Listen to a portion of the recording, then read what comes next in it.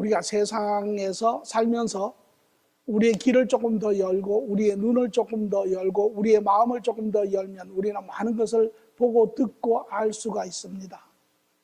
놀이터에서 두 아이가 놀고 있는데 아주 절친한 그러한 사이의 아이들이 놀다가 무슨 일인지 벼랑과 둘이 다투기 시작을 합니다. 소리가 커지며 서로 울음에 가까운 소리를 지르며 이야기를 하는데 옆에 가서 가만히 들어보니 이렇게 이야기합니다.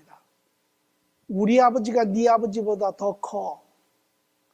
그러니까 그 아이가 듣고 있던 아이가 질서라 말하기를 아니야. 우리 아버지가 더 커.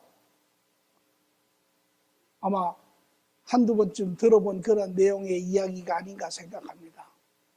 이것은 다음은 아이들에게서만 듣는 이야기는 아닌 것 같습니다. 우리 어른들 세계에서도 또 우리가 자라면서 그런 아이들 세계에서도 이런 이야기를 우리가 가끔은 경험을 해본 그런 이야기죠. 세상으로부터 큰 자가 되고자 하는 것, 세상에 영향력이 있는 사람이 되고자 하는 것, 세상으로부터 인정받는 성공한 삶을 살고자 하는 것, 이것은 우리 모두 마음속에 그러한 있는 부분이 아닌가 생각이 됩니다. 시대가 바뀌어서 없어지는 것은 아닙니다. 예수님이 계셨을 때 예수님의 제자들도 그런 질문을 합니다. 예수님과 동행하는 가운데 제자들 12제자들이 언쟁을 합니다. 그 내용을 예수님이 가만히 들어보시니 그들 중에 누가 큰 자냐라는 것입니다. 서로 언쟁을 하며 내가 더 큰 자라, 내가 더 큰 자가 되기를 원하노라 그렇게 이야기를 하죠. 급기야에는 그 옆에 있던 세베대의 어머니가 예수님에게 와서 묻습니다. 주님, 우리 두 아들을 우측에 좌측에 앉히시면 안 되시겠습니까? 오늘 우리가 세상으로부터 큰 자가 되고자 하는 것, 저는 나쁘다고 생각하지 않습니다. 우리 마음의 한 모퉁이 안에는 다 그런 바람이 있지요. 그러나 과연 큰 자가 되는 것에 대한 의미는 무엇일까요? 어떤 자가 큰 자가 될까요?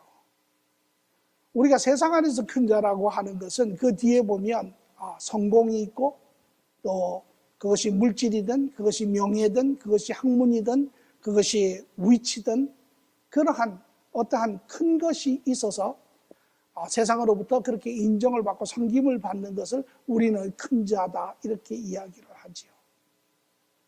과연 그것이 맞는 것인지 또 아니면 다른 의미에서 참 큰 자가 되는 것, 그래서 세상으로부터 살아있는 동안에도 많은 사람들에게 영향을 끼치고 좋은 그러한 길을 제시하고 우리가 이 땅을 떠난 후에도 많은 사람들이 우리를 기억해주는 그런 삶이라면 바람직하지 않겠습니까? 저는 개인적으로 여러분 모두가 이러한 큰 자의 삶을 사시기를 바랍니다. 우리는 오늘 이러한 의미를 우리가 세상에서 배운 그러한 개념이 아니라 세상보다도 크시고 세상을 주관하시는 그 하나님이 예수님께서 뭐라고 어떤 자가 세상에서 가장 큰 자인지를 우리는 다시 한번 확인을 하고 그 삶을 이루어내기를 바랍니다. 오늘 본문의 말씀은 마태복음 11장 7절에서 15절의 말씀입니다. 같이 말씀을 봉독하지요.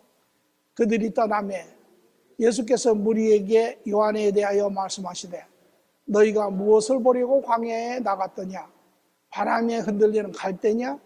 그러면 너희는 무엇을 보려고 나갔더냐? 부드러운 옷 입은 사람이냐?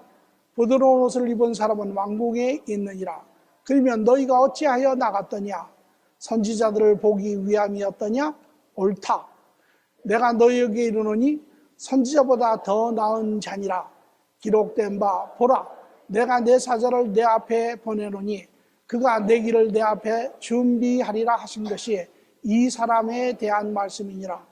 내가 진실로 너에게 말하노니 여자가 낳은 자 중에 세례 요한보다 큰 이가 일어남이 없도다. 그러나 천국에서는 극히 작은 자라도 그보다 크니라. 세례 요한의 때부터 지금까지 천국은 침노당하니 침노하는 자는 빼앗느니라.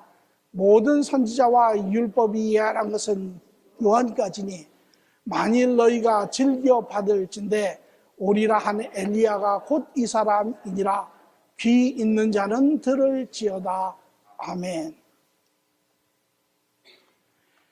오늘 이 본문을 통하여, 이 본문의 사건을 통하여 주님께서는 과연 이 세상의 큰 자가 누구이며 어떤 그러한 삶을 사는 것이 큰 자인지를 우리에게 보여주고 계십니다.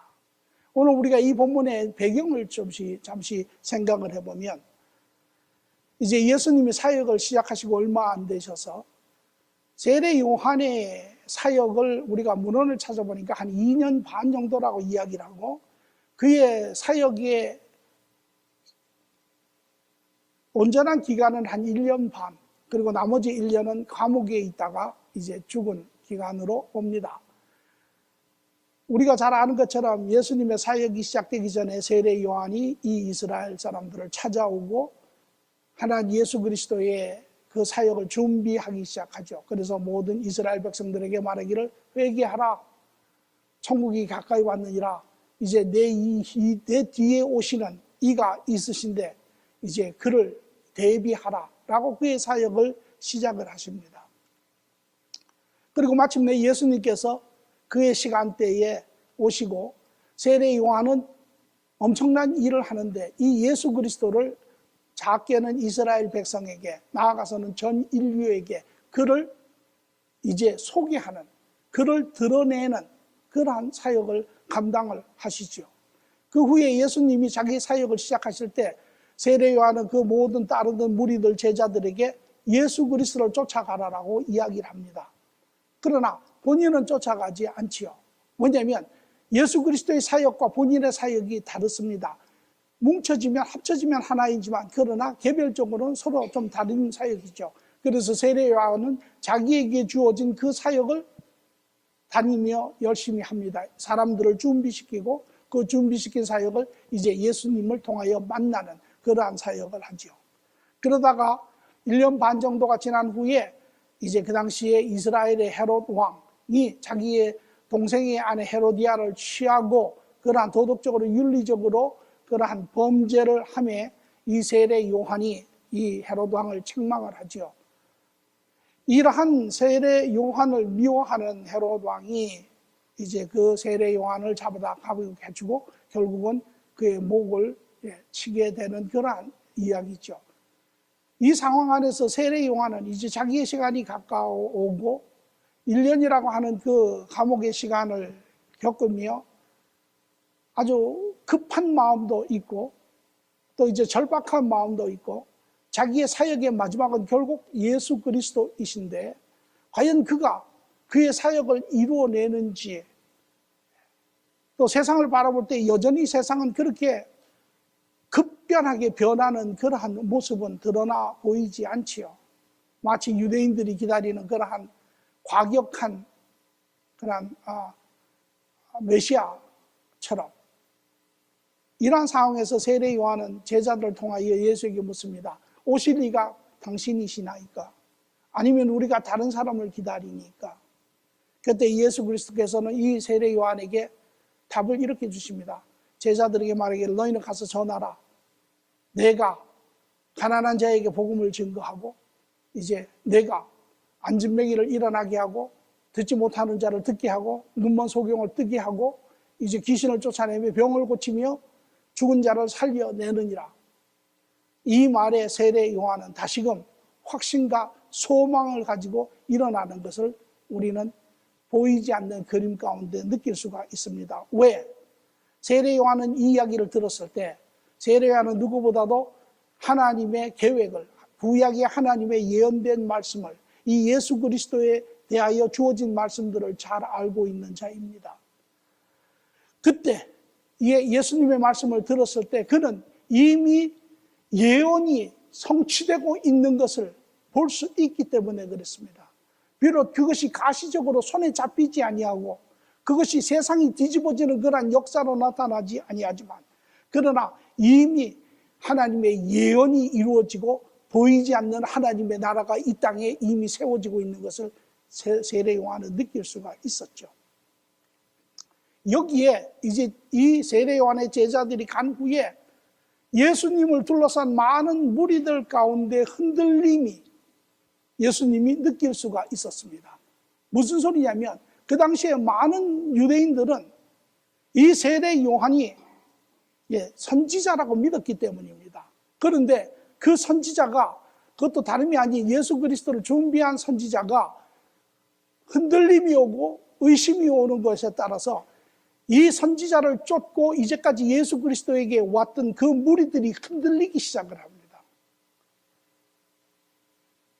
마치 제자들이 스승을 쫓았는데 스승이 흔들리면 제자들도 같이 흔들리기 시작을 하는 것처럼 이것이 그러한 상황입니다. 이때 예수님께서는 이 세례 요한에 대해서 이야기를 하실 필요가 있습니다. 다시 확인을 시키실 필요가 있는 것을 느끼시고 오늘 세례 요한에 대해서 말씀을 하고 있는 그러한 정황입니다.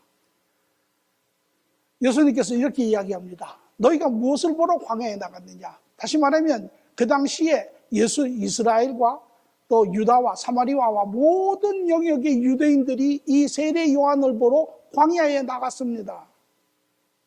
그것을 아시는 예수님께서 너희가 광야에 나가지 않았느냐? 예, 무엇을 보러 나갔느냐? 그 광야에, 그 요단강 강변가에 그 널려있는 그 갈대에 자연의 전경을 보러 너희가 나갔느냐? 아닙니다. 그러면 너희가 아름다운 여인, 부유한 그러한 옷을 입은 멋진 사람들을 보러 나갔느냐? 아닙니다.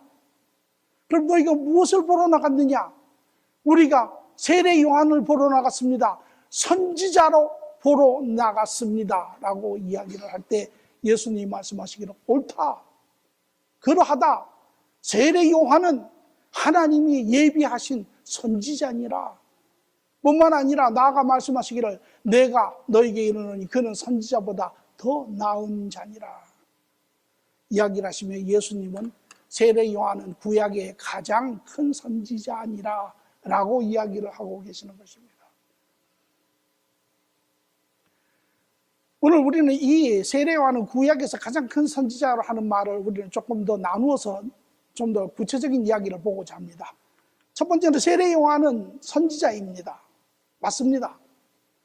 왜 사람들은 이 세례 요한을 선지자라고 믿었습니까? 이유가 있습니다. 우리가 마태복음 22장 26절에 보니까 이스라엘의 모든 사람들이 요한을 선지자로 여기니, 이스라엘 백성들은 누구나 할 것 없이 이 세례 요한을 보는 순간 선지자로 받아들였습니다. 선지자임을 확인했습니다. 왜? 이유가 있습니다. 이스라엘은 배경적으로 하나님의 택함을 받은 민족이죠. 그럼에도 불구하고 여전히 죄 가운데, 예수님이 오시기 전까지 죄 가운데 있는 백성이라 하나님과 직접적인 관계는 이루어지지 않았습니다. 그래서 우리가 성막을 볼 때도 지성소에는 이스라엘 백성들이 들어갈 수 없었죠. 그래서 우리가 성막에서 본 것처럼 대제사장을 통하여 하나님이 이스라엘 백성과 하나의 중개인을 통하여 하나님이 그의 백성과 관계하는 것을 볼 수 있습니다. 그리고 이제 그 관계가 이어지면서 이스라엘의 역사를 통하여 많은 크고 작은 일이 있을 때마다 시대에 그러한 문제가 있든지 어떠한 필요가 있을 때마다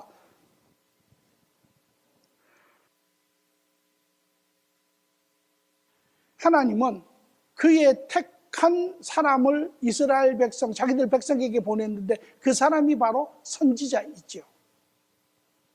그래서 선지자를 통하여 하나님의 메시지를 듣고 하나님의 말씀을 듣고 이스라엘 백성들이 하나님의 그러한 의도를 발견하고 다시 관계를 회복하는 그러한 삶이 계속되어 왔습니다. 그러나 이 세례 요한이 나오기 전에 400년의 이스라엘에게는 영적 암흑기가 있었습니다. 많은 일이 있었죠. 이스라엘 백성들이 그동안에 죄를 짓고 우상을 섬기고 이러한 잘못을 저질러 결국은 70년의 노예 삶을 살고 그들이 노예로부터 돌아와서 이제 이 암흑기를 그들이 괴로워하며 하나님에게로 돌아가자. 우리가 하나님 앞에 바른 삶을 살자. 하나님이 우리의 구원이시며 하나님이 우리의 힘이시며 하나님이 우리의 능력이심을 아는 그들이 다시 하나님과의 교제 안으로 돌아가려고 애를 썼지만 400년 동안 하나님은 잠잠하셨습니다. 이 이스라엘 백성들이 이 영적 암흑기에 그들이 갈 방향을 알지 못하고 그들이 하나님의 어떠한 그러한 제시를 받지 못하고 이들이 가장 괴로웠던 시간이 이 암흑기의 시간입니다. 그리고 그들이 다시 말씀으로 들어가 그들이 발견한 것이 무엇이냐면 하나님이 우리에게 약속하신 그 선지자, 이 선지자가 오기를 기다리는 것입니다.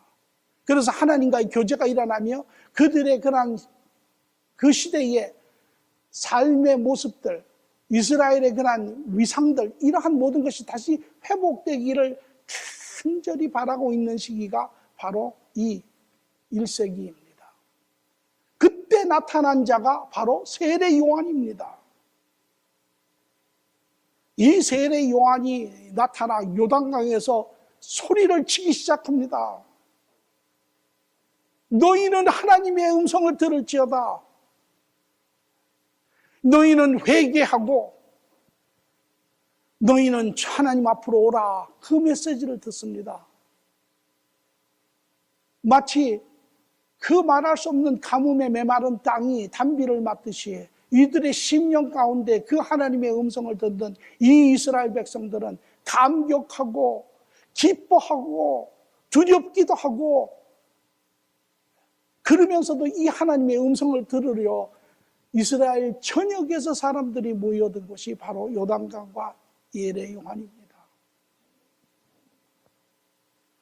이들은 이 세례 요한의 그러한 자세와 삶과 외치는 소리를 통하여 그들은 그가 세례 요한이 바로 선지자임을 그들은 알 수 있었습니다. 왜? 다른 각도에서 보면 선지자는 스가랴 1장 4절을 보면 스가랴 선지자에 대한 정의가 나옵니다. 옛적 선지자들이 그들에게 와서 이르되 만군의 여호와께서 이같이 말씀하시기를 너희가 악한 길, 악한 행위를 떠나서 돌아오라 하셨나 하나 그들이 듣지 아니하고 내 귀를 기울이지 아니하였느니라 여호와의 말씀이니라. 선지자는 그 시대에 그 사건을 해결하기 위해서 하나님께서 말씀을 직접 하나님이 뽑으시고 그 말씀을 직접 주어서 그 말씀을 들고 가서 그 상황을 고치고 그들이 회개하게 하고 하나님에게로 돌아와 관계가 회복되게 하는 것이 선지자의 역할입니다. 이 역할을 한 것이 바로 세례 요한이죠. 마태복음 3장 1절에서 2절을 보니 그때 세례 요한이 이르되 유다 광야에서 전파하여 말하되 회개하라 천국이 가까이 왔느니라. 이 한 말씀은 그들의 그 심령을 마치 엄청난 충격으로 때리는 그런 이야기였죠. 왜? 그 당시에 이러한 암흑기 안에 인간의 임의적인 방법으로 바리새인들이 선동이 되어서 우리가 하나님에게로 나아가자, 하나님 앞에 우리가 거룩한 사람이 되자, 그리고 하나님의 그 마음을, 진실된 마음을 이해하기보다는 한 인간의 인위적인 방법으로 하나님을 감동케 하기 위하여 그들이 어떠한 율법을 만들고 방법을 만들어 하나님 앞으로 나아간 자들입니다. 이때 이 바리새인들의 인도함을 쫓아 나아간 유대인들의 내면에는 말할 수 없는 괴로움이 있죠. 그들이 양심이 그들의 죄를 정죄하며 그들의 잘못을 지적하며 그들의 사는 그러한 가식적인 신앙생활을 폭로하는 그러한 시대에 있을 때 이것을 마치 그들의 그러한 답답한 심령을 뻥 뚫리게 하는 자가 나타났는데 그가 바로 세례 요한입니다. 그들은 그 말씀을 듣는 순간 그것이 하나님의 메시지인지를 그들은 이미 느낍니다. 그리고 그 세례 요한이 전하는 그의 그러한 담대한 삶의 모습을 통하여 그들은 세례 요한이 선지자임을 압니다. 그래서 모든 이스라엘 백성들이 다 하나같이 세례 요한은 선지자다라고 하는 그러한 상황입니다. 이러한 상황에 이제 예수님이 다시 한번 그 세례 요한을 확인하고 계십니다. 그는 선지자이며 뿐만 아니라 이스라엘의 가장 큰 자이니라. 예수님은 그렇게 이야기하시고 나가서는 말하기를 그는 그 선지자뿐만 아니라 선지자들 중에서도 가장 큰 자가 세례 요한이니라. 예수님 말씀하시기에 내가 진실로 너에게 말하노니 여자가 낳은 자 중에 세례 요한보다 큰 이가 일어남이 없도다. 여자가 낳은 자 중에 이 세상에 여자가 낳지 않는 사람은 없습니다. 예수님 이후에. 다시 말하면 인간들 가운데, 존재한 인간들 가운데 가장 큰 자가 세례 요한이라는 것입니다. 다윗보다 큰 자가 세례 요한입니다. 솔로몬보다 큰 자가 세례 요한입니다. 이스라엘의 모든 왕보다 큰 자가 세례 요한입니다. 이스라엘의 모든 제사장보다 큰 자가, 사무엘보다 큰 자가 세례 요한입니다. 이것이 세례 요한입니다. 왜 세례 요한이 다른 선지자보다 클까요? 그것은 이렇습니다. 일반 선지자들은 다 하나님의 택함을 받고 하나님의 말씀을 받고 이스라엘 백성들을 치리하고 회복시킨 역할을 한 자입니다. 그러나 그들의 최종적인 궁극적인 그 모든 사역의 최종은 예수 그리스도를 향해 있습니다.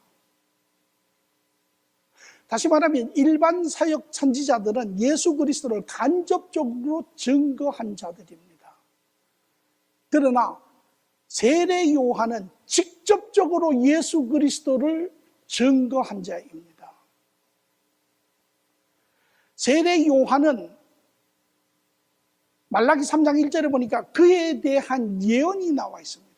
만군의 여호와가 이르노라, 보라 내가 내 사자를 보내리니 그가 내 앞에서 길을 준비할 것이요 또 너희가 구하는 바 주가 갑자기 그 성전에 임하리니 곧 너희가 사모하는 바 언약의 사자가 임할 것이라. 예수님이 오시기 전에 그의 사역을 준비하는 자입니다. 시간적으로 시대적으로 봐서는 세례 요한은 구약의 예수님 이전에 속한 자이지만 그러나 사역적으로는 예수님의 사역에 속한 자입니다.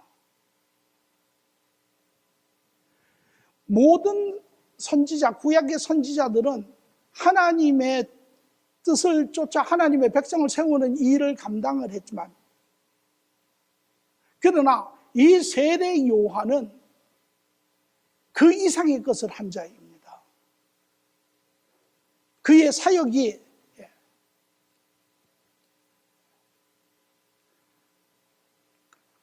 그의 사역 자체가 바로 예수님의 사역을 선행하는, 전제하는 그 사역이죠. 그래서 보면 사역의 측면에서는 예수님의 사역의 한 부분입니다.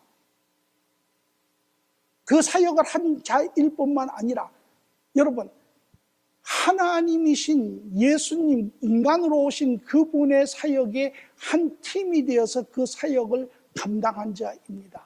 뿐만 아니라 이 세례 요한은 인간으로 오신 이 하나님을 짧게는 유대인에게 크게는 모든 인류에게 그를 드러낸, 소개한, 그를 왕으로 제시한 자가 바로 세례 요한입니다. 옛날에 우리가 사극 같은 것을 보면 큰 대감이 지나가면 앞에 집사가, 총집사가 앞장에 서서 이렇게 얘기합니다. 물러거라, 물러거라, 대감이 행차하신다. 그렇게 이야기하죠. 또 우리가 임금의 대관식에 가보면 가장 큰 대제사장이 그 대관식을 주관을 합니다. 그가 바로 세례 요한입니다. 그래서 마태복음을 보니 이때에 예수께서 갈릴리로부터 요단강에 이르러 요한에게 세례를 받으려 하시나 요한이 말려 이르되 내가 당신에게 세례를 받아야 할 터인데 당신이 내게로 오시나이까. 예수께서 대답하여 이르시되 이제 허락하라. 우리가 함께 이와 같이 하여 모든 의를 이루는 것이 합당하니라 하시니 이에 요한이 허락하는지라. 예수께서 세례를 받으시고 곧 물에서 올라오실새 하늘이 열리고 하나님의 성령이 비둘기 같이 내려 자기 위에 임하시는 것을 보시더니 하늘로부터 소리가 있어 말씀하시되 이는 내 사랑하는 아들이요 내 기뻐하는 자라 하시니라. 이것이 예수님이 인간으로 오신 이 예수님이 하나님 나라의 본체이신 그분이 하나님의 백성을 찾으러 온 인간으로 오신 그분이 이 세상에 자기를 드러내는 왕의 대관식입니다. 이것을 행한 자가 세례 요한입니다. 그 모든 영광과 그 모든 그러한 위치를 가진 자가 세례 요한입니다. 그래서 세례 요한을 예수님은 말하기를 이는 모든 선지자 중에서도 가장 큰 자이라. 여인이 이 세상에서 놓은 자 중에 가장 큰 자이라. 그가 바로 세례 요한입니다. 그런데 재밌는 이야기를 또 하나 하세요. 그러나 천국의 가장 작은 자보다 세례 요한이 더 크지 아니하니라. 다시 말하면 그러나 천국의 가장 작은 자라 할지라도 세례 요한보다 크다라는 것입니다. 세례 요한은 이 땅에 존재한 여인으로부터 온 인간계의 가장 큰 자가 세례 요한이라는 것입니다.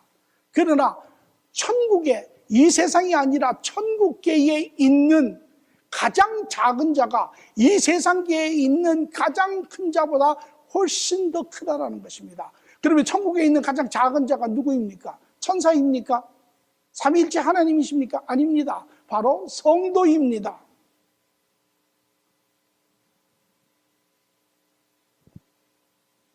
그 성도가 이 세상에서 가장 큰 자보다 더 큰 자라는 것입니다. 그래서 로마서 8장 16절을 보니 성령이 친히 우리의 영과 더불어 우리가 하나님의 자녀인 것을 증언하시나니, 천국에 속한 성도인 하나님의 자녀가 이 세상에 속한 그 어떠한 사람보다도 큰 자라는 것입니다. 왜? 하나님의 자녀이기 때문에. 여러분 아셨습니까? 여러분이 이 세상에서 가장 큰 자인 줄 아셨습니까?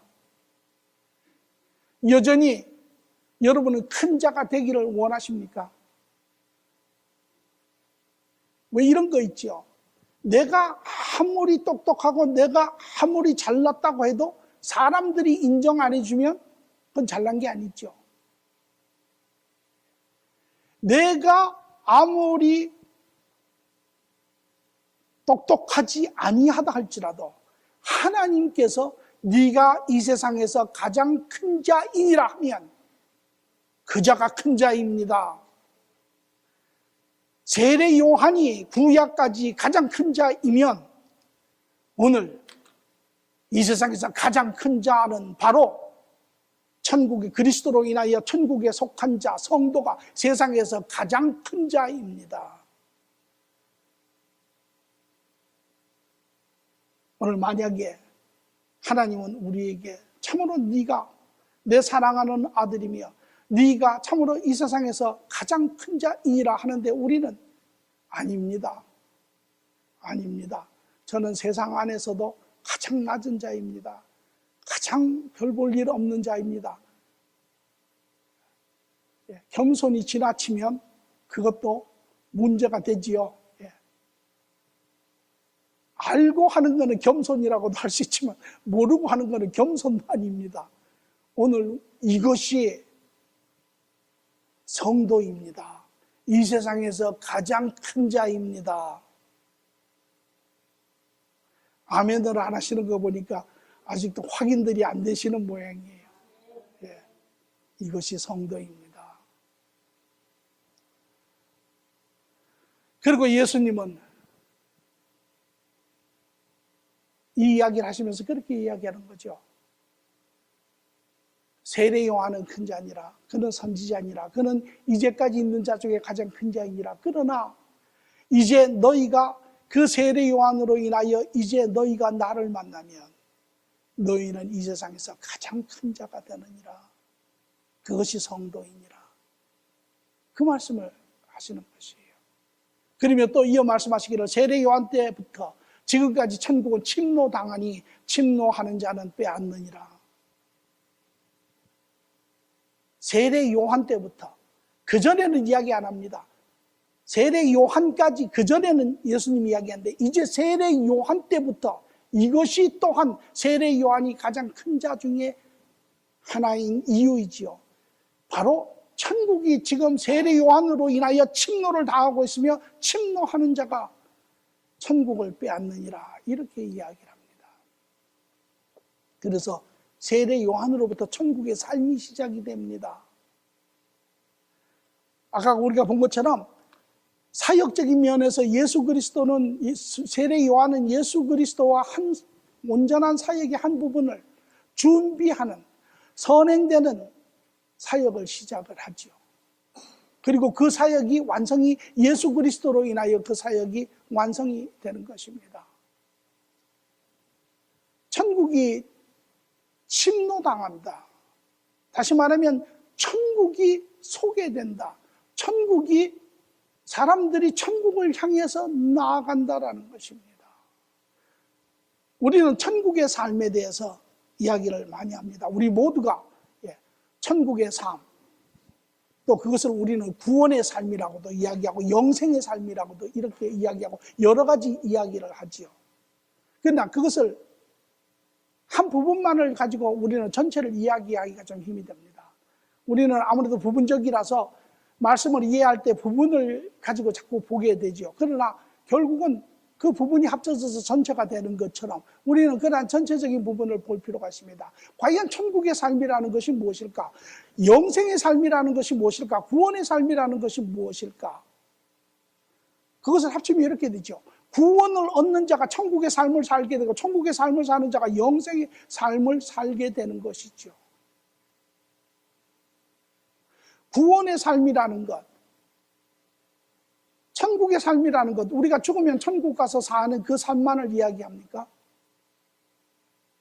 영생의 삶도 우리가 죽은 후에 주님과 더불어 영원히 사는 삶을 이야기합니까? 구원의 삶이라는 것, 죄에서부터 구원받는 것, 그것만을 우리가 구원의 삶이라고 이야기합니까?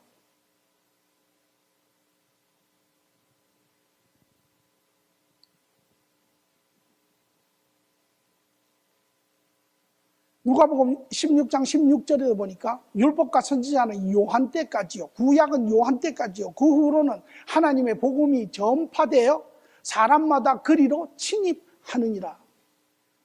다시 말하면 세례 요한으로 인하여 하나님 나라가 선포되고 전파되고 사람들이 그것을 바라보고 관심을 갖고 향해 나가고 그리고 마침내는 예수 그리스도를 통하여 그것이 침노된다라는 거죠.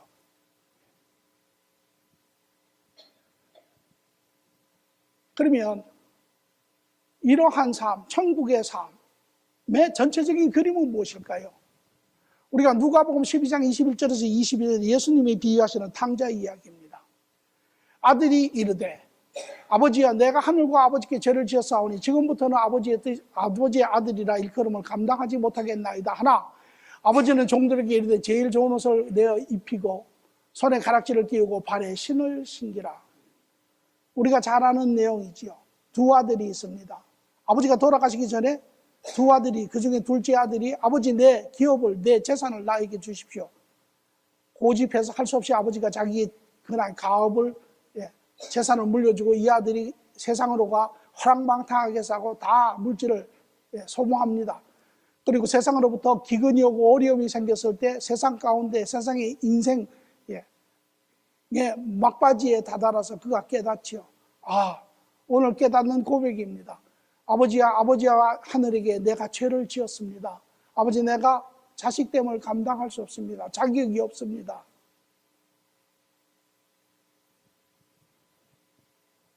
이렇게 하였을 때 이것이 아버지는 그 아들의 그러한 자세에 대해서 전혀 이야기를 하지 않고 그 아들을 어떻게 하냐면 종들에게 이르되 제일 좋은 옷을 갖다 내다 입히고 손에 가락지를 끼우고 발에 신을 신기라. 이게 제사함의 이야기입니까? 그런 부분도 있죠. 그러니까 받아주는 거죠. 또 천국의 집으로 돌아와서 집에 삶을 사는 겁니까? 그런 부분도 있죠. 또 영생을 사는 겁니까? 그 아버지와 영원히 사는 그런 뉘앙스도 있죠. 그러나 더 중요한 것은 이것은 아들의 위치를 회복시키는 것입니다. 아버지에게 죄를 짓고 아버지와 관계가 끊어져 아들의 입지가 끊어진 자를 회개하고 돌아온 자를 아버지가 다시 회복시키는 것을 이야기합니다. 오늘 우리가 구원이라고 하는 것, 하나님의 전체적인 계획, 하나님의 원 의도는 우리를 죄 이전에 하나님과의 관계 안으로 우리의 위치로 회복시키시겠다라는 것이 구원의 핵심이고 구원의 전체 그림입니다. 그 안에 죄사함이 있고 그 안에 천국의 삶이 있고 그 안에 하나님과 동행함이 있고 그 안에 영생이 있는 것이죠. 오늘 우리가 하나님의 자녀가 되었다라는 것이죠. 그러면 이러한 천국의 자녀되는 삶, 구원의 삶, 이런 것은 어떻게 이루어집니까? 이것은 하나님의 자유의지와 인간의 자유의지가 만날 때 이루어지지요. 하나님의 자유의지는 무엇입니까? 하나님께서 죄로 인하여 하나님을 버린 우리 인간을 버리지 아니하시고 그의 긍휼하심과 사랑 가운데 우리를 기억하시고 우리를 다시 예수 그리스도를 통하여 우리를 회복시키겠다고 하는 그분의 자유의지입니다. 인간의 자유의지는 무엇입니까? 인간의 자유의지는 우리가 이 세상 살면서 고통 가운데 살면서 이제 자기 스스로의 내면을 진실되게 바라보며 우리가 얼마나 악한지, 우리가 얼마나 바르지 못한지, 우리가 얼마나 가식적인지, 삐뚤어졌는지 우리의 내면을 인정하며 우리의 그러한 죄된 삶의 고통을 인정하며 하나님 앞에 하나님, 내가 이제 죄인임을 하나님 앞에 고백합니다. 마치 탕자가 고백하듯이 이러한 하나님의 자유의지적인 구원의 손길과 인간의 자유의지적인 죄사함이 만나는 그곳에 구원이 이루어지는데 그것이 바로 예수 그리스도의 십자가입니다. 우리는 십자가 하면 우리는 죽음을 이야기합니다. 그러나 그것은 부분입니다. 십자가는 죽음과 부활이 같이 존재하는 것입니다. 우리는 죄에서 예수 그리스도와 함께 죄에서 십자가에 죽고 예수 그리스도와 함께 의의 부활로 일어난 자들입니다. 그러므로 하나님의 자녀로 세워지는 자이고 그 안에 영생이 있고 그 안에 하나님과의 교제가 있고 그 안에 하나님의 자녀로서의 풍성한 삶이 있는 것입니다. 이 사역을 전반부를 이룬 자가 바로 세례 요한입니다. 이 세례 요한의 사역으로 인하여 이제 자기를 진실하게 바라보며 자기의 죄를 애통해 하며 자기의 그러한 무능력하고 그러한 고칠 수 없는 그러한 불치의 병을 한탄하며 이 세상에 그로 인하여 고통된 삶을 애통해 하는 자, 이런 자가 하나님의 은혜를 찾기 시작하고 하나님의 은혜인 예수 그리스도를 보기 시작하고 그 메시지를 듣고 나아가는 자입니다. 그러므로 세례 요한으로 말미암아 천국이 침노당하기 시작하며 이제 나아가서는 그 예수 그리스도로 말미암아 천국이 빼앗기는 것입니다.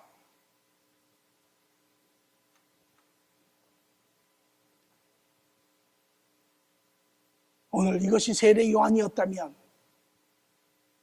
주님은 확장하여 우리에게도 뭐라고 이야기하십니까? 그래서 세례 요한에 보면 누가복음 1장 16절에 보니까 이스라엘의 자손을 곧 그들의 하나님께로 많이 돌아오게 하겠음이라 라고 이야기를 하죠.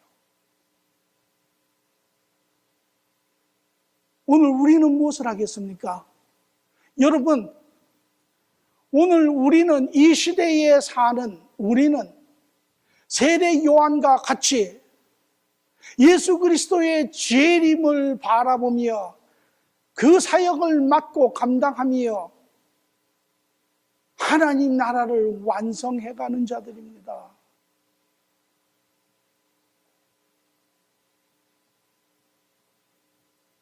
오늘 이것이 성도지요.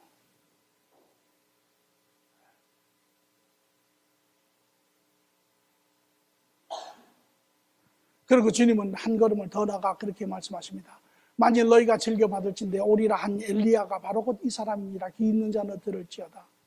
엘리야, 세례 요한이 예언된 엘리야입니다. 세례 요한이 엘리야입니까?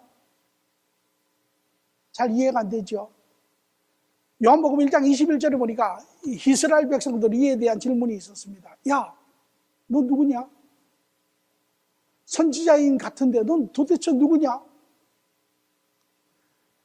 예언에 보니까 엘리야가 온다고 했는데 네가 엘리야냐? 묻습니다. 또 묻대. 그러면 넌 누구냐?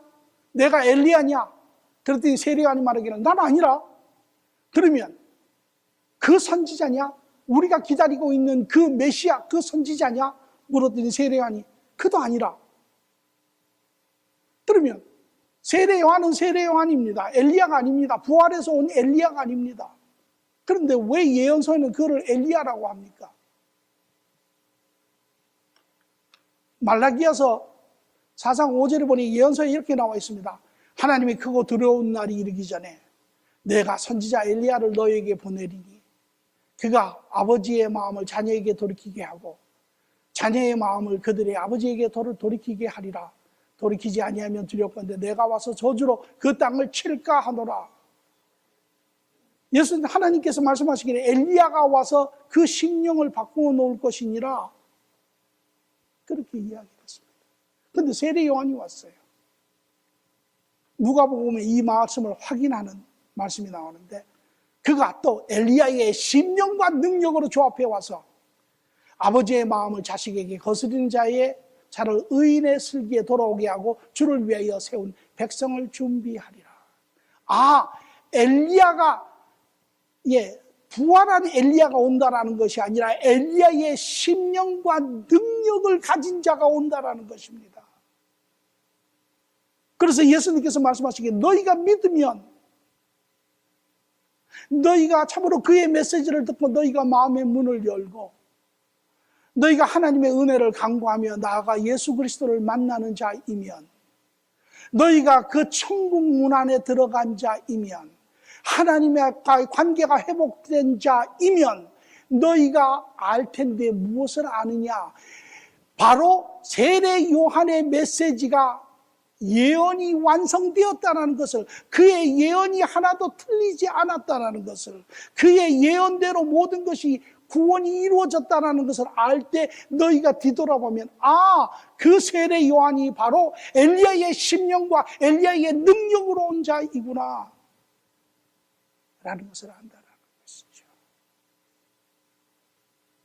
그가 광야에서 그 이스라엘의 모든 종교 지도자, 종교 제도를 정면에다 놓고 칩니다.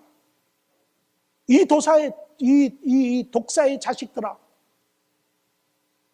너희의 죄를 피할 수 없다라고 이야기를 하며 정면으로 할 뿐만 아니라 그러면서도 오라,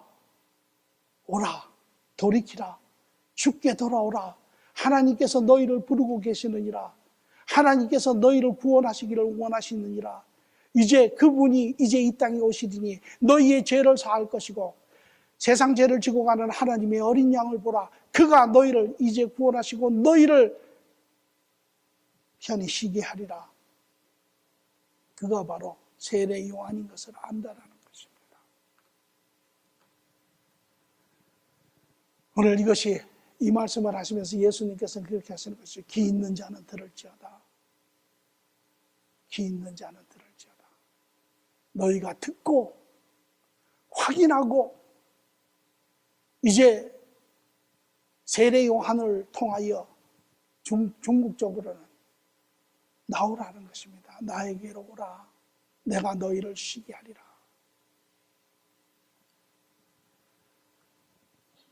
오늘 이 말씀을 통해서 예수님의 초림 사역을 준비한 세례 요한이 구약에서 가장 큰 자인 것처럼 예수님의 재림을 준비하는 성도가 세상에서 가장 큰 자입니다.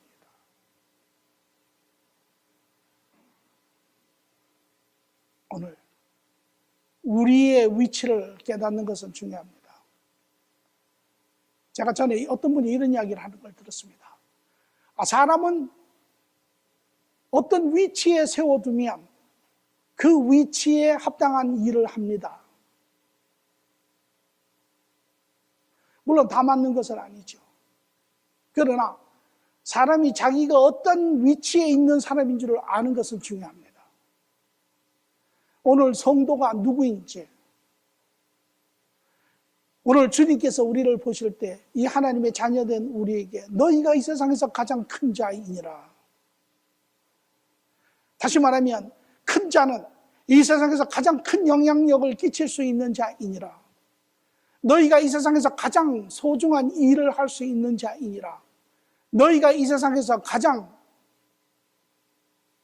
위대한 업적을 남길 수 있는 자이니라. 그 업적이 무엇입니까?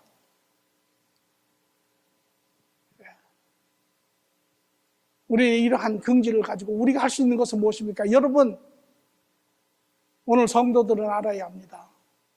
하늘에 속한 자, 이 땅에 속한 그 어떤 사람들보다도 큰 자이며 하늘에 속한 자, 오늘 이 시대에 세례 요한이 예수의 초림을 준비한 자이라면 오늘 여러분과 저는 예수 그리스도의 재림을 준비하는 이 시대의 세례 요한입니다. 하나님의 메시지를 증거하는 자들입니다. 부르짖는 자들입니다. 오늘 생명의 말씀을 증거하는 자들입니다. 이제 여러분 모두가 주님을 알고 주님과 함께 동행하는 삶을 살 줄 압니다. 이제 그분을 여러분의 삶의 모든 영역에서 인정하시고 신뢰하시고 여러분의 계획에 그분이 주인이 되게 하시고 여러분의 행위의 주인이 되게 하시고 여러분의 삶에 그분이 주인이 되게 하시고 기꺼이 그분에게 순종하여 그분이 보여주시는 바른 생명의 길을 쫓아 가시기를 바라고 뿐만 아니라 이 시대에 그 생명에 되시는 그분을 여러분의 삶의 모든 영역에서 증거하십시오. 드러내십시오. 이것이 이 세상에서 가장 큰 하나님의 자녀인 성도들이 이 시대에 해야 할 일들인 것입니다. 어떤 때를 얻지 못하든 그 사람이 그 메시지를 받든 받지 못하든 그 사람이 회개하고 앞으로 나오든 못하든 그 사람이 여러분을 인정해 주든 인정하지 못하든 그것은 그 사람의 몫입니다. 그러나 놀라운 것은 여러분이 그러한 담대함, 확신을 가지고 전거할 때 그 메시지를 듣는 자가 하나님 앞에 나오는 것입니다. 세례 요한은 물가에서 구걸하지 않았습니다. 세례 요한은 어떻게 해서든지 타협하고 목소리가 들어지게 노력하지 않았습니다. 그는 하나님의 진리의 말씀을 선포했습니다. 오늘도 심령들은 나옵니다. 갈급한 심령들은 그 소리를 찾고 있습니다. 그 소리를 듣습니다. 오늘 이 시대에 세례 요한과 같이 큰 자의 몫을 감당하시기를 바랍니다. 한 주 여러분이 가시는 곳에 생명이 살아나는 역사가 있기를 간절히 축원합니다. 좋으신 주님 감사합니다. 오늘 우리를 잃어버리고 가는 세상 가운데 살고 있습니다. 세상은 급변하고 세상은 똑똑한 사람도 많고 세상은 부유한 사람도 많고 세상은 잘난 사람도 많습니다. 오늘 그러한 세상을 바라보고 자신을 바라보면 참으로 너무나 형편없는 그러한 자신의 모습과 삶의 모습이지만 주님은 우리에게 말씀하시기를 너희가 세상에서 가장 큰 자이니라. 너희는 하나님의 자녀이니라. 세상에 그 어떤 사람도 너희보다 크지 아니하니라. 세상에 그 어떤 사람보다도 내가 너희를 더 인정하지 아니하느니라. 오늘 너희는 너희가 감당한 세상의 일을 하라라고 말씀하시는 주님, 오늘 우리는 이 일을 감당하며 주님 앞에 가서 착하고 선한 종이라 칭찬받으며 하나님과 함께 영원한 그러한 즐거움을 누리는 자가 되기를 원합니다. 우리의 시간이 많지 않습니다. 하나님, 우리에게 담대함을 주시고 하나님의 자녀로서 교만한 자가 아니라 그러나 진실하며 겸손하며 그러나 절실한 그러한 심령으로 엘리야의 심령으로 하나님 이 세대를 향해 외치는 자가 되게 하여 주시옵소서. 감사함이 예수님의 이름으로 기도합니다.